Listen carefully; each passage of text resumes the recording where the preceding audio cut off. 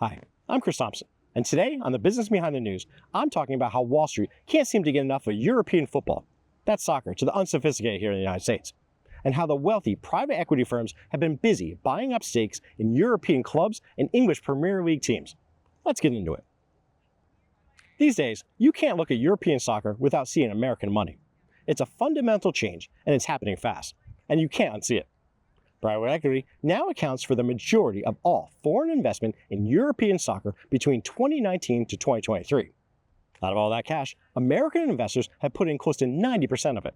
And this isn't just a few big deals either. It's a full-scale takeover of European clubs. In the English Premier League for the 25-2026 season, 10 out of the 20 clubs are now majority owned by Americans. In Italy's Serie, there are now clubs owned or co-owned by Americans and Canadian shareholders. The money is flowing in fast, and it's changing European soccer forever. A big reason for this is the skyrocketing valuations of teams. These investors are getting in because they can see the potential for a massive payday down the road.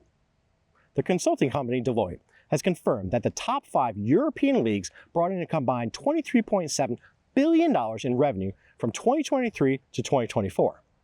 That's an enormous jump of $2.9 million in revenue from the 1996 to 1997 season.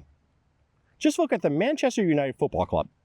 When the American Glazer family bought it back in 2005 for around $1.07 billion, people thought they were crazy.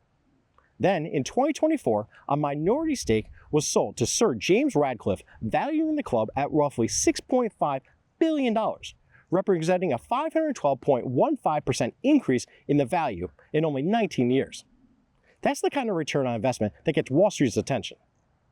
Financial growth of the leagues themselves is also a major draw. The Premier League's international and domestic broadcast package alone is valued at $5.1 billion this season.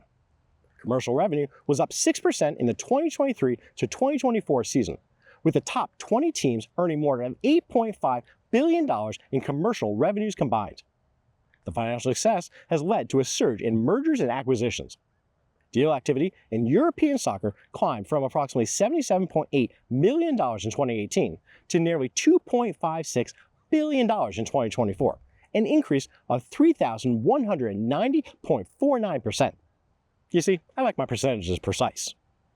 Many of these American investors are also adopting a multi-club ownership model, where one group holds stakes in multiple teams across different leagues. This strategy is meant to create brand synergies and player development integration.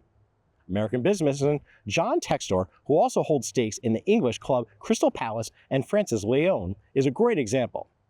The International Center for Sports Studies reported that 78 multi-club ownership investments were finalized between 2019 and 2023. It might sound great in a boardroom meeting, but it hasn't been easy. UEFA recently ruled that because of the ownership ties, Crystal Palace couldn't play in the Europa League. It's a perfect example of what can happen when you try to apply an American franchise model to European soccer. It's not just the culture that's different, so are the rules. So what's the end game? It's not really about winning trophies for these guys, at least for most investors. It's about turning a soccer club into a global business and squeezing every bit of profit and value out of it. Is that cold-hearted and missing the whole point of watching what some people have called the most beautiful game? Yes, without a doubt. No question. But it's also about more than just TV rights, ticket sales, and who has the biggest valuation. These investors want to turn stadiums into venues for big concerts and commercial events. They want to sell more jerseys and turn more athletes into brands. It's about taking the cultural institution of European soccer and turning it into a financial asset. And in this new world of European soccer, the numbers make it clear that there's no going back. Thanks for listening to my hot take about how American private equity is buying up European soccer teams. If you haven't already, smash that like button and do me a solid and subscribe to my channel so you can be notified next time I drop a hot take. Thanks.